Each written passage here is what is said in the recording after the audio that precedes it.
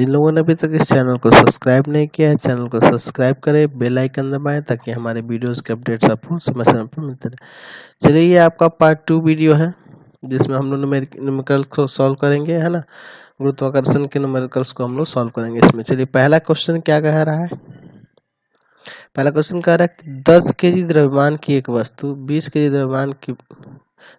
द्रव्यमान की एक दूसरी वस्तु के बीच की दूरी 5 मीटर है। मतलब एक वस्तु है जिसका द्रव्यमान है 10 केजी, ठीक है। इसका द्रव्यमान कितना है 10 केजी, और एक दूसरी वस्तु है जिसका द्रव्यमान है 20 केजी, ठीक है। ये मान लेते हैं वस्तु ए है और ये आपका वस्तु बी है। तो इसका द्रव्यमान है 10 केजी, तो मान लेते हैं M1 पहली वस्तु का द्रव्यमान 10 केजी और M2 दूसरी वस्तु का द्रव्यमान 20 केजी, और दोनों के बीच की दूरी कितनी है 5 मीटर। यानी यहाँ R मान लेते हैं, आपको पता है ना R या D से सूचित करते हैं, 5 मीटर है। तो दोनों के बीच गुरुत्वाकर्षण बल का मान निकालता है। आपको ये बराबर फॉर्मूला बताया गया है G इंटू M1 M2 बटा R स्क्वायर। ये भी आपको बताएगा कि G का वैल्यू होता है गुरुत्वाकर्षण नियतांक है ना, तो इसका G का वैल्यू कितना होता है 6.7 into 10 to the power -11 newton metre square प्रति केजी स्क्वायर। ये आप जानते हैं। अब ये सब मान को यहाँ रखते हैं, ठीक है। चलिए, सब मान को रखते हैं।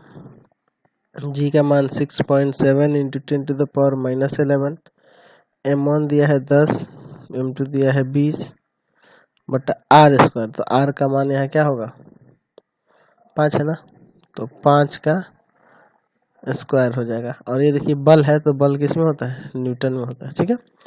तो यहाँ स्क्वायर करिएगा तो कितना हो जाएगा, उसका भी ऐसे ही रखते हैं 10 गुना 20 बटा 5 का स्क्वायर हो जाएगा 25। 25 से काटिए इसको, तो काटते हैं देखते हैं क्या आता है। इसे काटिएगा, ये 4 बार में, ये 5 बार में, 5 से इसको काटिए 2 बार में, 4 दूना 8, 8 में 6.7 से गुना कर दीजिए तो क्या आ जाएगा आपका, आएगा 53.6, है ना। 8 में गुना कर दिए, 4 दूना 8, 8 में गुना कर दिए 6.7 से इंटू 10 टू द पावर -11, है ना। इतना न्यूटन बल लगेगा उनके बीच में, ठीक है। चलिए, अगर ये बल बहुत ही कम होगा, है ना, 10 टू द पावर -11, इसलिए आपको पता नहीं चलता है, ठीक है। अगला क्वेश्चन देखते हैं इसमें। क्वेश्चन नंबर 2 कह रहा है कि मंगल ग्रह का द्रव्यमान यहाँ दिया गया है। मंगल ग्रह का द्रव्यमान दिया गया है, मंगल का द्रव्यमान, है ना, मंगल का द्रव्यमान, मंगल ग्रह का द्रव्यमान कितना दिया हुआ है आपका। तो इसको कुछ मानना होगा, मान लीजिए इसको कुछ मान लेते हैं M 6.4 into 10 to the power 23 kg, और उसकी त्रिज्या, है ना, मंगल की त्रिज्या लिख सकते हैं, नहीं भी लिखिएगा तो कोई दिक्कत नहीं। मंगल की त्रिज्या, मंगल की त्रिज्या कितनी दी हुई है 3.4 into 10 to the power 6 metre. देखिए मीटर में दिया हुआ, ये भी ठीक है। तो आपको गुरुत्वाकर्षण नियतांक का वैल्यू पता है ना, 6 पॉइंट कितना होता है 7 into 10 to the power -11 newton metre square प्रति केजी स्क्वायर। ये आपको पता है यहाँ से, ठीक है। तो हमें इसमें निकालना है गुरुत्व त्वरण का मान, है ना, मतलब हमें निकालना है जी। तो आपको जी बराबर बता रखे हैं कैपिटल जी इंटू एम बटा आर स्क्वायर। तो कैपिटल जी है 6.7 इंटू 10 टू द पावर -11, और एम जो है मास जो है वो है 6.4 into 10 to the power 23 by R square, यानी हो जाएगा 3.4 इंटू 10 का पावर 6 का स्क्वायर। ये देखिए गुरुत्वाकर्षण है ना, ग्रेविटी है, गुरुत्वीय त्वरण है, तो त्वरण है तो क्या होगा इसका ऐसे मीटर प्रति सेकेंड स्क्वायर, डायरेक्ट यही लगा देते हैं। चलिए इसको सॉल्व करते हैं। तो पहले 6.7 में 6.4 से इंटू करना होगा, तो आ जाएगा कितना आएगा इसमें 6.7 में इंटू करेंगे 6.4 से, तो आप इंटू करके देखिएगा तो आ जाएगा आपका 42.88। अब देखिए यहाँ 10 टू द पावर -11 है और यहाँ 23 है, तो ऐड करेंगे तो पावर यहाँ घट जाएगा ना, ये माइनस का प्लस का है, तो हो जाएगा 10 टू द पावर कितना हो जाएगा 12 ही होगा। यहाँ 23 है और ये 11 घट गया 12 आ जाएगा। भाई यहाँ देखिए 4 का स्क्वायर करेंगे, इसका भी स्क्वायर करेंगे तो 3.4 का स्क्वायर मतलब 2 बार इंटू करना होगा ना 3.4 से, तो आप इंटू करिए 3.4 इंटू 3.4 कितना आएगा आपका, तो आ जाएगा 11.56 इंटू 10⁻, ये देखिए 6 दूना 12 हो जाएगा मीटर प्रति सेकेंड स्क्वायर। तो ये दोनों तो कट गया, अब इसमें डिवाइड करना है, तो 42.88 में डिवाइड कर दीजिए 11.56 से, है ना, तो डिवाइड करिएगा तो आ जाएगा लगभग 3.7 मीटर प्रति सेकेंड स्क्वायर। तो यहाँ मंगल ग्रह पे गुरुत्व त्वरण का मान 3.7 मीटर प्रति सेकेंड स्क्वायर होता है, यानी चंद्रमा से अधिक होता है लेकिन पृथ्वी से कम होता है। क्वेश्चन नंबर 3 देखिए, कह रहा है कि 1.2 केजी का एक पत्थर पृथ्वी के द्वारा आकर्षित होकर नीचे की ओर गिरता है, तो पृथ्वी पर पत्थर कितना बल लगाएगा। तो आपको पृथ्वी का द्रव्यमान पता है, यहाँ दिया भी है, और जी का मान यहाँ दिया हुआ है, दो चीज दिया हुआ है। और तो चलिए पहला क नंबर देखते हैं। इसमें आपके पास पत्थर का द्रव्यमान दिया है ना, द्रव्यमान दिया हुआ है, कितना दिया हुआ है, तो इसको मान लेते हैं m, छोटा m मान लेते हैं 1.2 केजी। और क्या है, तो नीचे की ओर गिरता है, यहाँ जी का मान आपके पास गुरुत्वाकर्षण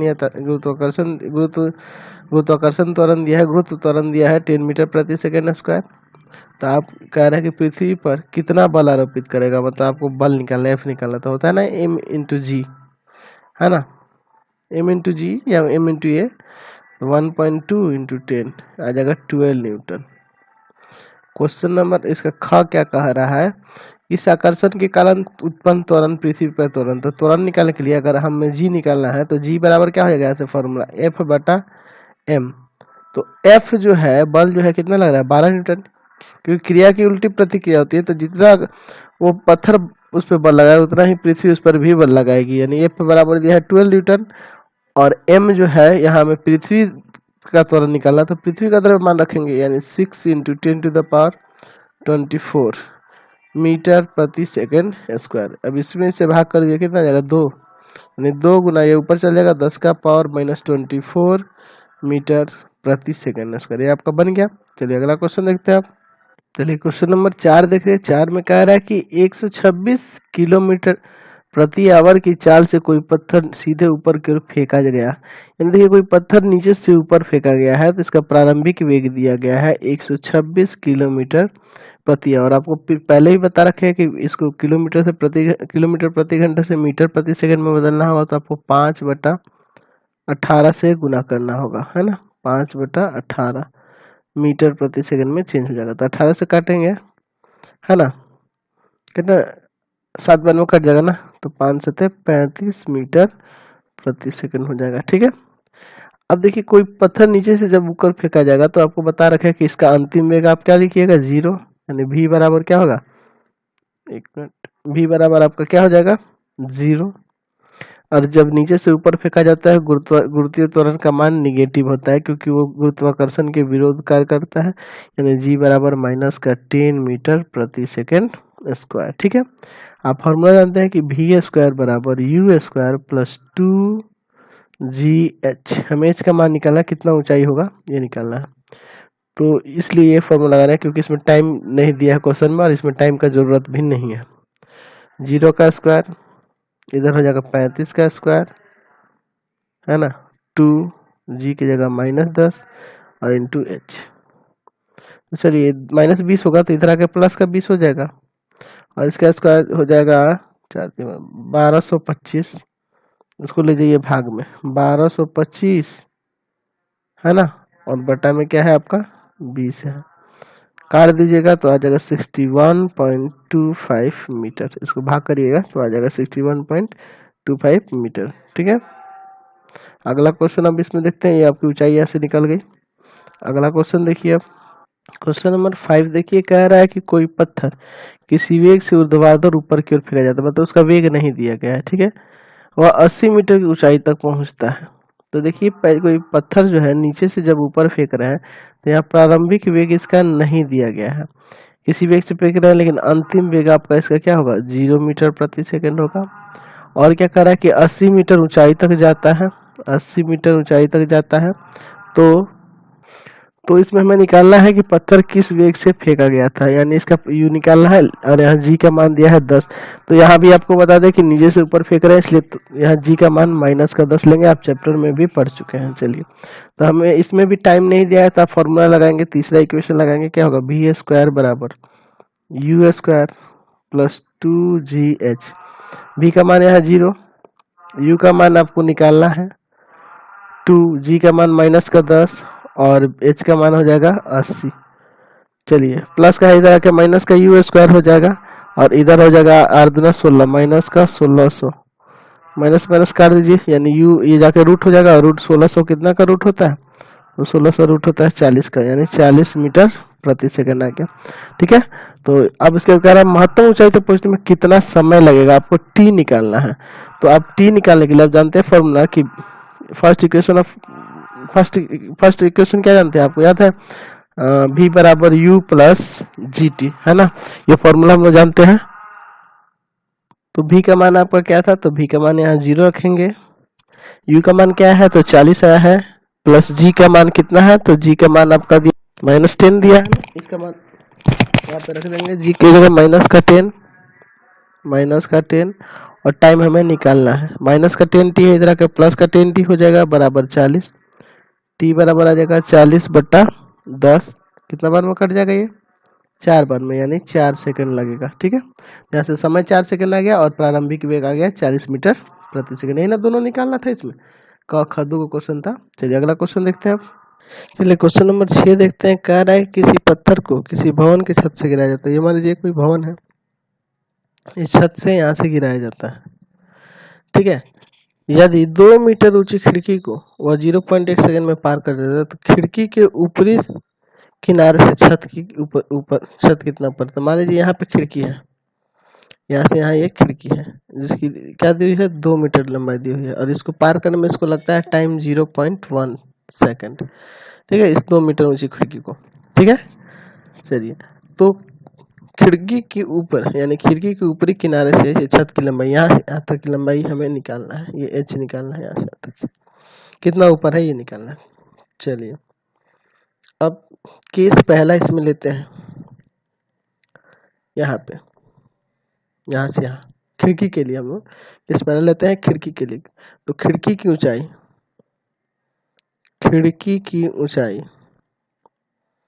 दी हुई है आपके पास 2 मीटर और टाइम दिया है उसको पार करने में लगा है 0.1 सेकंड। तो आप फॉर्मूला जानते हैं, h बराबर होता है, अच्छा चलिए इसको x मान लेते हैं, कोई अलग मान लेते हैं x। h बराबर होता है ut plus half gt square. आपको गुरुत्वाकर्षण का वैल्यू तो पता ही है, 9.8 होता है, ऊपर से नीचे आ रहा है इसलिए प्लस में ही रहेगा। तो h बराबर u की जगह हो जाएगा, सॉरी h की जगह तो दिया ही है ना वैल्यू, h का तो वैल्यू दिया है इसमें 2 इक्वल टू u का वैल्यू हो जाएगा आपका, u निकालना है, टाइम दिया 0.1 सेकेंड प्लस हाफ, g का वैल्यू है 9.8 इंटू टाइम आपके पास है क्या 0.1 इंटू 0.1, 2 बार करेंगे ना स्क्वायर है, तो चलिए इसको इससे काट दीजिए 4.9, 2 is equal to 0.1 u plus इसमें से इंटू करिएगा तीनों में, तो हो जाएगा 49 और कितना अंक छोड़ के 3 अंक छोड़ के 1 2 3, यहाँ पे पॉइंट लग जाएगा, इसको ला के इधर घटाइए। ठीक है, 2 minus 0.049 is equal to 0.1 u, यहाँ पे घटाइएगा तो आएगा 1.951 इक्वल टू 0.1 u, है ना। इसको ले जाइए डिवाइड में, 1.951 डिवाइड कर देंगे 0.1 u से, तो कितना आ जाएगा आपका, तो आ जाएगा आपका यहाँ कितना आ जाएगा 19.51 मीटर प्रति सेकंड इसका आ जाएगा। तो ये जो u का मान निकला है, ये देखिए इसमें u का मान जो निकला है, ये ऊपर छत है, छत से जब आप कुछ गिरा रहे हैं, पत्थर या कोई भी चीज वस्तु गिर रही है, तो यहाँ पे आ रही है, तो ये यहाँ से हम लोग यहाँ का निकाले थे ना, तो ये यहाँ के लिए प्रारंभिक वेग है, यहाँ के लिए प्रारंभिक वेग है। लेकिन छत से देखा जाए, केस 2 ले लेते हैं, छत से देखने पर यह u छत के लिए छत के लिए यह U छत के लिए अंतिम वेग होगा, है ना। छत से देखेंगे तो उसके लिए छत के लिए अंतिम वेग है ये प्रारंभिक वेग उसका छत का कितना होगा, 0 होगा, यानी ये v का मान होगा 19.51 मीटर प्रति सेकेंड और उसका u का मान होगा, प्रारंभिक वेग होगा 0 मीटर प्रति सेकेंड। इसको कुछ और नाम भी u1 और v1 भी कर सकते हैं, इससे कोई दिक्कत नहीं है, ठीक है। चलिए हमें निकालनी है कि छत से यहाँ तक की ऊंचाई, तो इस ऊंचाई को हम लोग x माने थे ना, या फिर दोबारा लिख देते कि माना छत से खिड़की था ना, खिड़की की ऊंचाई बराबर x। हमें इस x का मान निकालना है, ठीक है, इसी x का मान निकालना है। इसी x का मान क्या होगा, यही आपको निकालना है। तो आप फॉर्मूला जानते हैं कि v² बराबर u² प्लस 2gh, ये फॉर्मूला होता है, ये होता है ना। तो यहाँ v जो है अंतिम वेग जो है v1 के रूप में है, 19.51 है, इसका स्क्वायर होगा। u जो है 0 है और 2g का मान आपको पता है 9.8 होगा प्लस का, और हमें h की जगह यहाँ x दिया गया है, ठीक है। तो 19.51 है, यहाँ क्या करना है, स्क्वायर है ना 19.51 का, तो आप 19.51 का सबसे पहले स्क्वायर निकालिए। तो स्क्वायर निकालने के लिए क्या करना होगा, तो 19.51 से 19.51 में इंटू करना होगा। तो इंटू कर दीजिए 19.51 में 19.51 से, तो आ जाएगा आपका 380.64, ठीक है, इक्वल टू यहाँ इंटू करिएगा तो 9.8 में 2 से इंटू करिएगा तो आएगा 19.6x। इसको लाइए डिवाइड में, 380.64 डिवाइड बाई 19.6, डिवाइड कर दीजिएगा इसमें कितना से, तो 19.6 से तो आ जाएगा उस, है ना, 19.6 ना है, तो डिवाइड कर दीजिएगा तो आ जाएगा आपका 19.42 लगभग, है ना। तो यानी 19.5 लिख सकते हैं, 19.5 मीटर इस छत की ऊंचाई हो जाएगी, लगभग में इतनी इसकी ऊंचाई हो जाएगी, ठीक है। अगला क्वेश्चन देखते हैं आप, क्वेश्चन नंबर 7 देखते हैं। 7 बहुत ही अच्छा क्वेश्चन है, कह रहा है यदि पृथ्वी पर आपका भार 50 किलोग्राम भार हो तो पृथ्वी की सतह से कितनी ऊंचाई पर जाने पर आपका भार 25 किलोग्राम भार हो जाएगा, है ना। माना पृथ्वी पर व्यक्ति का भार, इसको m1 मान लेते हैं, ठीक है, ये जो है आपका 50 kg, और क्या है, पृथ्वी पर भार इतना है, और पृथ्वी से h ऊंचाई पर मान लेते हैं कि h ऊंचाई पर व्यक्ति का भार कितना हो जा रहा है, तो m2 जो है 25 kg हो रहा है, h ऊंचाई पर जाने पर उसका 25 kg हो रहा है। तो यही हमें ऊंचाई निकालनी है, ठीक है। तो चलिए इसको एक अच्छा कॉन्सेप्ट से समझना होगा। सबसे पहले मान लेते हैं आपकी एक पृथ्वी हुई, पृथ्वी की त्रिज्या r लिए, और पृथ्वी की सतह से h ऊंचाई पर आपका यहाँ कोई व्यक्ति है जिसका भार हमें कितना हो जा रहा है, 25 kg हो जा रहा है, तो यही ऊंचाई h निकाली है। आप जानते हैं कि पृथ्वी की त्रिज्या क्या होता है आपका, 6400 किलोमीटर होता है ना, त्रिज्या इसका 6400 किलोमीटर होता है। और पृथ्वी का द्रव्यमान मान लेते हैं, पृथ्वी का द्रव्यमान हम लोग मान लेते हैं m है, पृथ्वी का द्रव्यमान बराबर m, कैपिटल M, ठीक है, या स्मॉल m जो भी है। आप जानते हैं फॉर्मूला है कि बल जो होता है, आपको पता ही है कि बल जो होता है भार के बराबर होता है, यानी W बराबर भी फॉर्मूला लिख सकते हैं आप, m है ना, G into m into M by R square, ये फॉर्मूला लिख सकते हैं।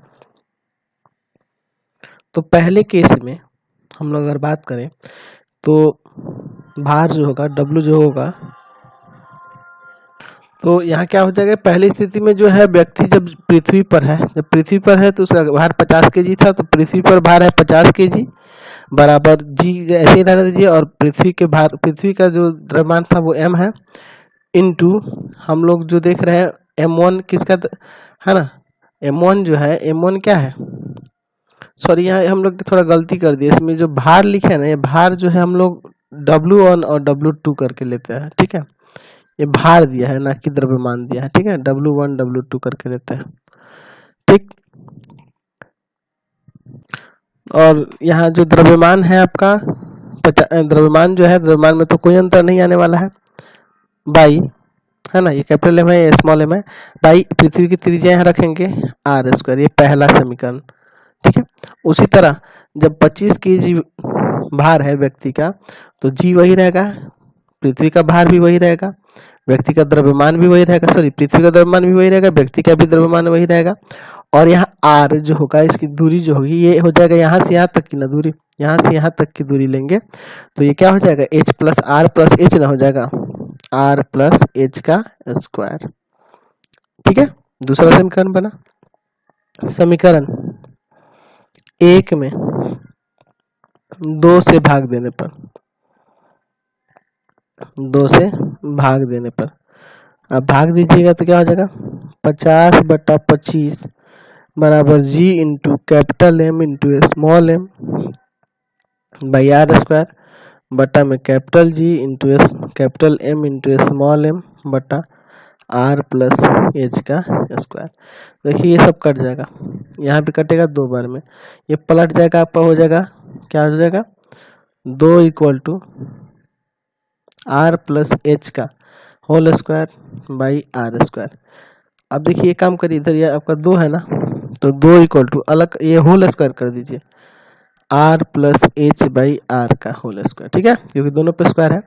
अब एक काम कर सकते हैं यहाँ से कि 2 इक्वल टू हो जाएगा, अलग अलग कर दीजिए, R by R plus H by R square, ये आर आर कट के यहाँ 1 आ गया, स्क्वायर ले जाके इधर रूट लगाइए तो इधर होगा 1 प्लस एच बाई आर, तो रूट 2 का वैल्यू जानते हैं 1.4142, 1 प्लस एच सॉरी 1 है ना, 1 प्लस एच और बाई आर जो होता है पृथ्वी की त्रिज्या 6400 है ना, 1 को इधर ले जाकर घटा दीजिए तो यहाँ क्या आ जाएगा, आप एक लाके घटा देंगे तो 1.4142 में से हमें घटा देना है 1, यानी हो जाएगा 64 यहाँ एच बाई 6 6400, ये घट जाएगा तो हो जाएगा 0.4142 इक्वल टू एच बाई 6400,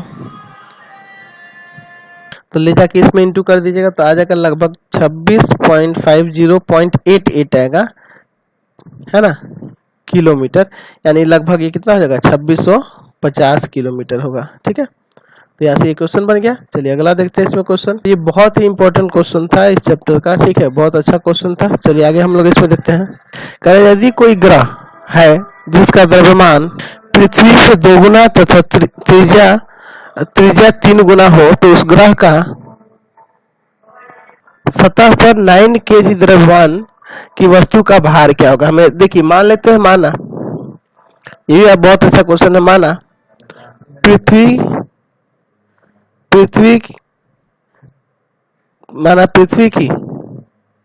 पृथ्वी का गुरुत्वाकर्षण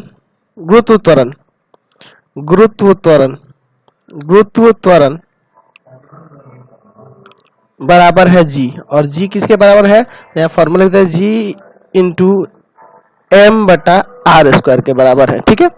तो कह रहा है कि उस ग्रह, अच्छा तो दूसरा ग्रह होगा वहाँ गुरुत्व त्वरण यानी जी डैश का मान क्या होगा, सबसे पहले ये निकाल लेते हैं।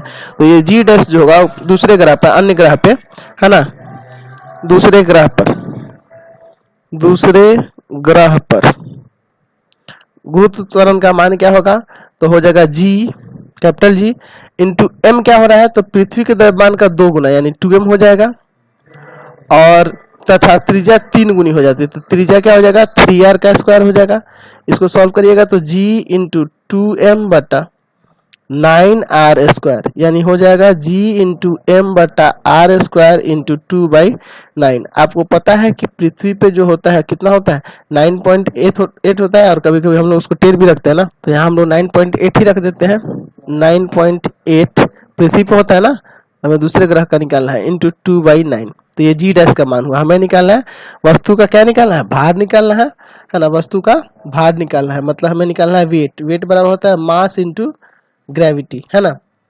तो मास कितना दिया है, तो मास यहाँ पे आपके पास 9 kg दिया था, और इंटू जी डैश का मान यहाँ से निकला है 9.8 इंटू 2/9। इसको सॉल्व नहीं किए, यहाँ काट देंगे तो हो जाएगा 19.6 न्यूटन, उसका भार हो जाएगा। अगला क्वेश्चन देखते हैं आप। क्वेश्चन नंबर 9 देखते हैं। कह रहा है कि पृथ्वी पर एक व्यक्ति का भार 600 न्यूटन है, तो पृथ्वी की अपेक्षा चंद्रमा में गुरुत्व त्वरण का मान 1/6 है ना, 1/6 होता ही है। तो चंद्रमा पर व्यक्ति का भार निकालना है, तो चंद्रमा पर व्यक्ति का भार, यानी चंद्रमा पर व्यक्ति का भार आपको निकालना है। तो व्यक्ति का भार जो होगा उसका 1/6 हो जाएगा, 1/6 इंटू 600, यानी आपका कितना आ जाएगा, काट दीजिए, 100 न्यूटन होगा ना, 100 न्यूटन। अगला क्वेश्चन क्या कह रहा है, का नंबर, यदि वह व्यक्ति पृथ्वी पर 2 मीटर की ऊंची कूद करता है तो वह चंद्रमा पर कितना कूद सकेगा, ये निकालना है। ठीक है, तो चंद्रमा पे गुरुत्व त्वरण का मान उसका 1/6 होता है, तो उसका 6 गुना ज्यादा कूद पाएगा ना। तो चंद्रमा पर व्यक्ति द्वारा कूद की लंबाई, है ना, कूद कितनी होगी, तो उससे 6 गुना, यानी पृथ्वी पे 2 मीटर कूद रहा है तो उसका वो 6 गुना वहां कूद जाएगा, यानी 12 मीटर कूदेगा। ठीक है, अगला क्वेश्चन कह रहा है कि व्यक्ति का पृथ्वी पर द्रव्यमान क्या होगा, व्यक्ति का पृथ्वी पर द्रव्यमान क्या होगा। तो आपको पता है कि पृथ्वी पर जो द्रव्यमान गुरुत्व त्वरण का मान निकाल रखना है वो 10 रखना है, और पृथ्वी पर जो उसका भार जो दिया है वो दिया गया है 600 न्यूटन। क्वेश्चन में हमें निकालना है, क्या निकालना है, तो उसका द्रव्यमान निकालना है। तो द्रव्यमान बराबर m बराबर होता है W/g हो जाएगा ना, क्योंकि फॉर्मूला होता है ना W बराबर m इंटू जी, तो ये चल जाएगा डिवाइड में। ठीक है, तो m बराबर हो जाएगा 600 और बटा 10, कितना हो जाएगा, 60 kg होगा पृथ्वी पर उसका द्रव्यमान। अगला क्वेश्चन कह रहा है कि व्यक्ति के चंद्रमा पर द्रव्यमान क्या होता है, तो द्रव्यमान अपरिवर्तित होता है, इसीलिए आप कह सकते हैं कि इसका भी 60 kg ही हो जाएगा वहां पे भी द्रव्यमान। ठीक है, चलिए अगला क्वेश्चन देखते हैं। चलिए क्वेश्चन नंबर 10 देखते हैं। 10 में कह रहा है कि 10 पास्कल का दाब उत्पन्न करने के लिए 1 सेंटीमीटर स्क्वायर क्षेत्रफल पर कितना बल आरोपित करना पड़ेगा। यहाँ दाब दिया गया है ना, प्रेशर दिया गया है, दाब बराबर दिया गया है 12 पास्कल दिया है, और यहाँ क्षेत्रफल जो दिया है वो कितना दिया है, 1 सेंटीमीटर स्क्वायर, लेकिन ये मीटर में होना चाहिए, तो इसमें कितना से आप इंटू करिएगा, तो आप डिवाइड ना करना पड़ेगा मीटर में कन्वर्ट करने के लिए, तो मीटर में कन्वर्ट करने के लिए 100 से 2 बार डिवाइड कर देंगे, 100 गुना 100 मीटर स्क्वायर। ठीक है, यानी हो जाएगा 10 का पावर 4, 1/10 का पावर 4 मीटर स्क्वायर, यानी 10 का पावर -4 मीटर स्क्वायर इसका क्या होगा, क्षेत्रफल होगा। तो हमें निकालना है क्या, तो बल। तो हम लोग पता है कि दाब निकालने के लिए होता है ना, क्या होता है, बल बटा क्षेत्रफल, ये ना फॉर्मूला होता है। तो बल, यहाँ से आपको बल निकालना है, तो बल बराबर क्या फॉर्मूला हो जाएगा, तो बल बराबर हो जाएगा दाब गुना क्षेत्रफल, यानी दाब दिया है आपके पास कितना, तो दाब दिया है 12 और ये दिया है 10 का पावर -4। देखिए, तो ये दाब है, हमें बल निकालना था, बल ना है, तो ये बल है, तो बल किस में होता है, न्यूटन में होता है। ठीक है, यहाँ से बन गया। अगला क्वेश्चन देखते हैं।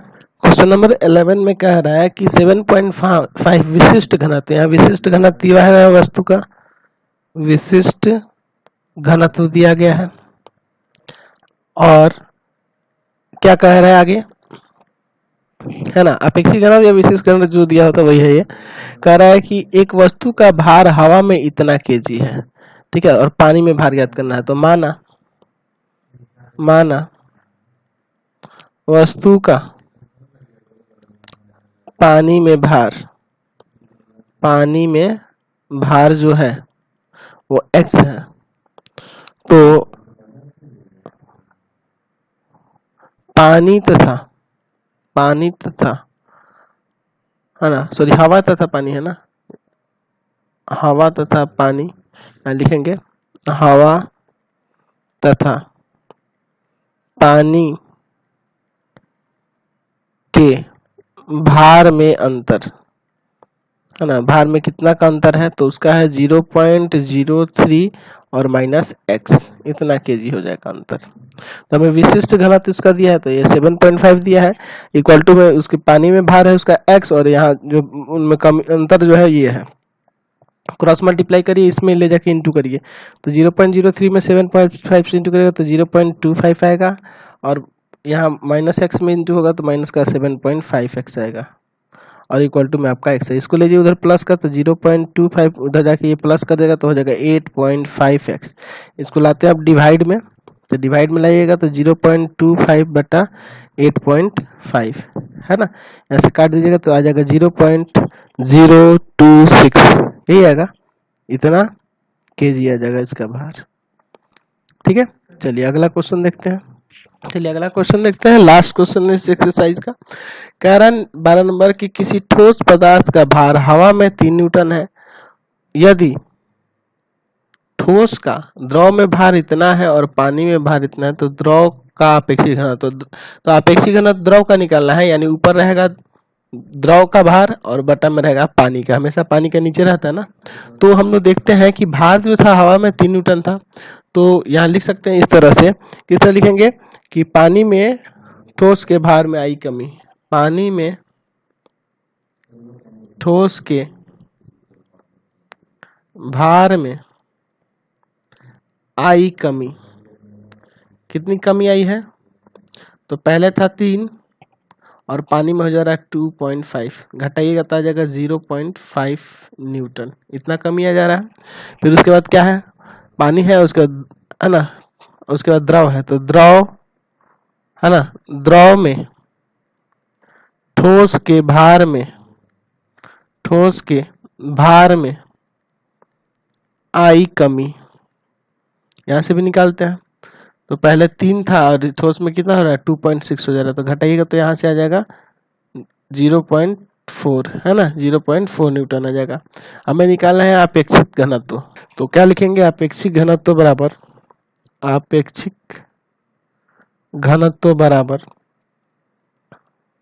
क्या हो जाएगा, तो द्रव, यहाँ द्रव में जो आया है ठोस का भार जो है द्रव में वो देखते हैं ऊपर, और बटा में क्या हो जाएगा, तो पानी में जो ठोस का भार था 0.5, भाग कर दीजिए, पॉइंट हटेगा तो 4/5 आएगा, भाग करिएगा तो 0.8, इसका कोई यूनिट नहीं होता है तो 0.8 होगा सिर्फ।